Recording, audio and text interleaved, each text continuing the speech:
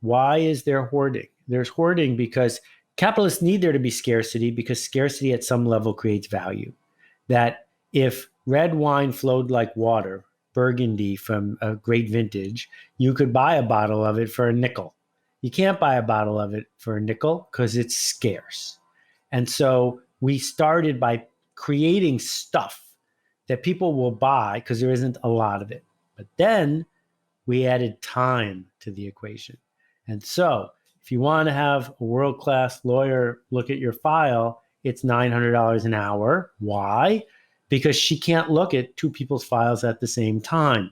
So if you want that hour, you got to pay for it. It's scarce. And so we get hooked on, well, I can't give it to you because then I won't have it anymore. We get hooked on this mindset of hoarding.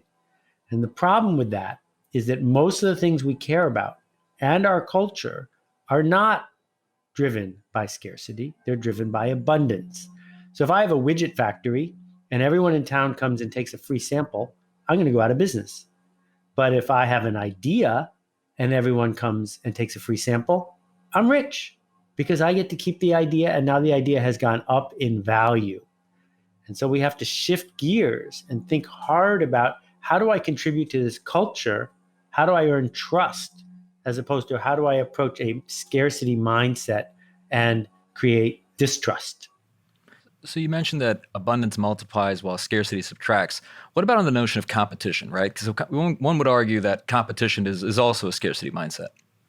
Well, competition is definitely a scarcity mindset in the sense that only one person wins the Boston Marathon. However, 20,000 people race in it. So what are the rest of those people? Fools? No, they know they're not going to win. They're not running because they want to come in first. They're running because they want to run. And so the opportunity is to weave together a fabric of culture. You know, the guy down the street who's my lawyer serves as the local town judge for like a nickel and is constantly organizing, showing up, contributing. And you can say, what a fool. He should just charge more billable hours. Well, no, because Joe is always as busy as he wants to be because he's trusted. And so he's not a good community member because it's going to help his business. But it's interesting to note that by not having a competition mindset, it actually helps his business. Absolutely. I mean, we see this all the time. I mean, many firms believe that one case for, a competing firm could represent one less case for them. Whereas when we see collaborations between firms and collaborations even within their community, you actually see both firms thrive. Yeah. And part of the challenge that lawyers face is the billable hour, which is a fairly new invention. And the way that big firms used to do their billing is in November, the partners would sit down and they'd say, well, we have these 20 clients. How much should we charge each one? And that was it. And it was only when we tried to industrialize the law firm community that it turned into recording things to a sixth of an hour, right? And we all know the famous example of that lawyer who went to do a case in Tahiti and ended up billing 29 hours in one day because of the time zones. That's not a mindset that earns you the trust of the people you're seeking to serve.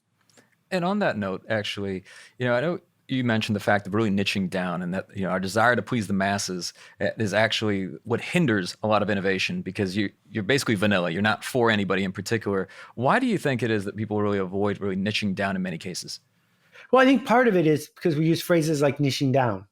If I had to use a phrase, because I've never used that, is I would say focusing up. Because the fact is, when we go to buy anything, we don't say, other than ketchup, we don't say, what's the average one? We say, who's the expert? So if you need knee surgery, you're not going to say to your friends, who's a surgeon in Atlanta that can do everything, including dentistry? You're going to say, who's the number one knee surgeon within 200 miles of here? And in fact, I have a left knee problem. I don't even want a right knee surgeon, just the left knee, please. Well, that's not niching down. That's becoming important. And we resist becoming important because the fact is, let's say you make the world's spiciest hot sauce. Some ketchup consumers will not like it because it is not average, because it is not boring. And the vast majority of people, by definition, are average. So if you want to make average stuff for average people, go ahead. There are a lot of people in the legal industry who, if they were telling the truth, could put up a billboard that says, if you need a lawyer, we're a lawyer. And that's not a positioning statement.